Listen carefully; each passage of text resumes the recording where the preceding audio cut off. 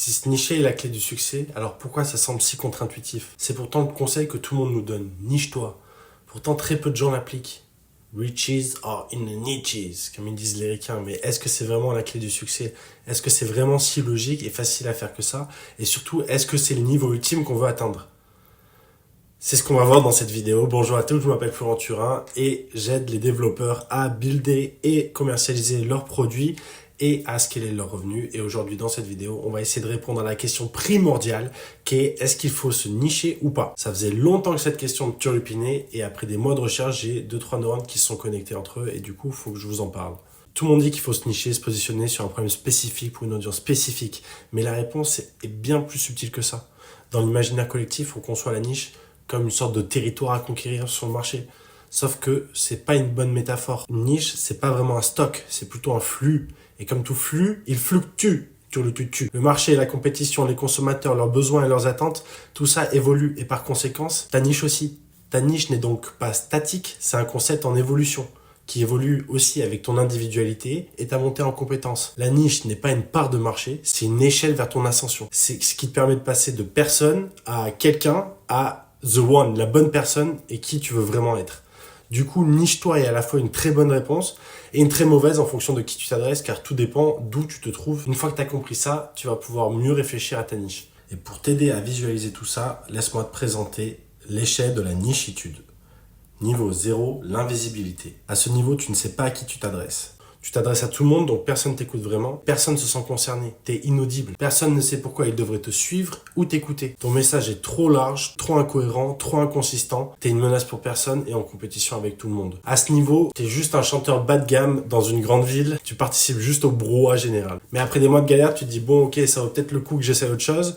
Du coup, on va essayer de cibler une seule typologie d'individu ou d'entreprise. Tu vas prendre la décision courageuse de te fermer les portes et de te cibler qu'une seule typologie de client. Tu vas pouvoir peut-être enfin être audible, plausible et crédible. Bravo, t'es enfin prêt à retirer ta quête d'invisibilité. Niveau 1, se nicher pour être visible.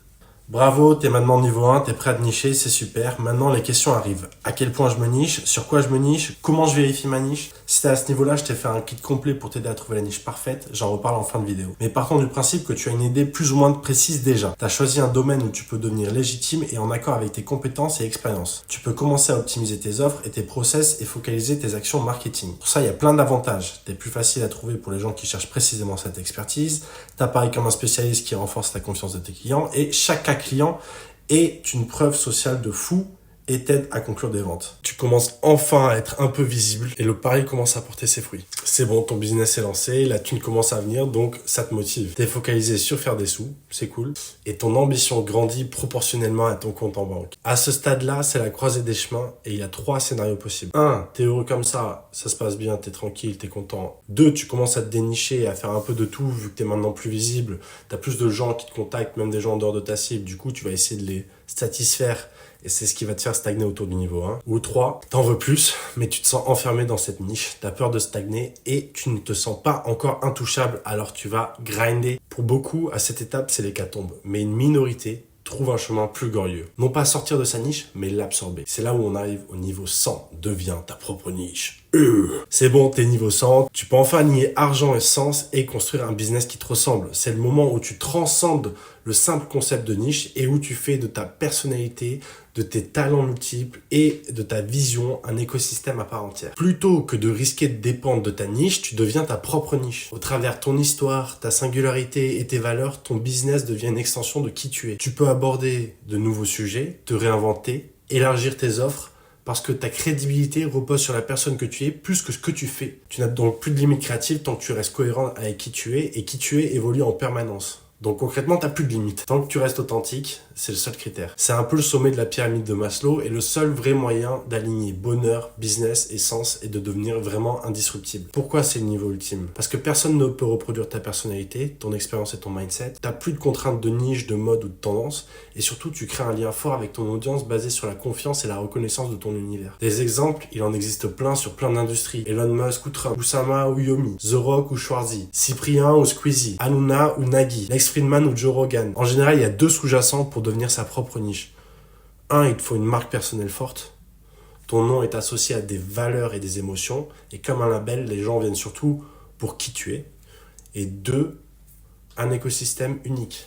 Tes projets, tes collaborations, ta méthodologie, ta communauté, tes contenus, tout est à ton image, impossible à copier. Vous remarquerez que pour chacun des exemples que j'ai cités, ils sont d'abord passés par une étiquette spécifique avant de s'en émanciper et de la dépasser. Ta street cred sur une niche est une passerelle vers qui tu veux devenir. Parce que voilà la subtilité, c'est que tu ne peux pas devenir ta propre niche tant que tu ne t'es pas déjà positionné sur un marché en particulier. Tu as besoin de commencer à être en mouvement et de créer du momentum. Chose impossible en restant immobile. Attaque-toi à une industrie, comprends-la, puis dépasse-la. La question qui reste donc, c'est comment on passe de niveau 1 à niveau 100. Si c'était un chemin rectiligne, ça se serait. Il y a une multitude d'étapes à passer. Par exemple, une marque forte, de la visibilité, des assets business, des ressources financières, une méthodologie propre, de la création de contenu, de l'ambition, de la preuve sociale, devenir une référence sur ta niche, puis tout recommencer, etc., etc., etc.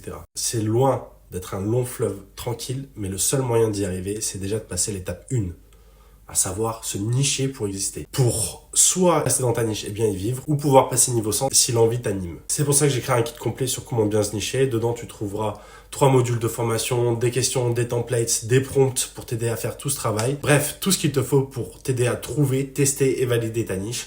Si ça t'intéresse, je te laisse télécharger la ressource gratuitement dans les commentaires. Bref, j'espère que tu as kiffé la vidéo. N'hésite pas à télécharger les ressources si tu en veux plus. Et ajoute-moi sur LinkedIn si tu veux plus de contenu comme ça. Je te souhaite une très belle journée et like la vidéo et abonne-toi. Merci, salut, ciao.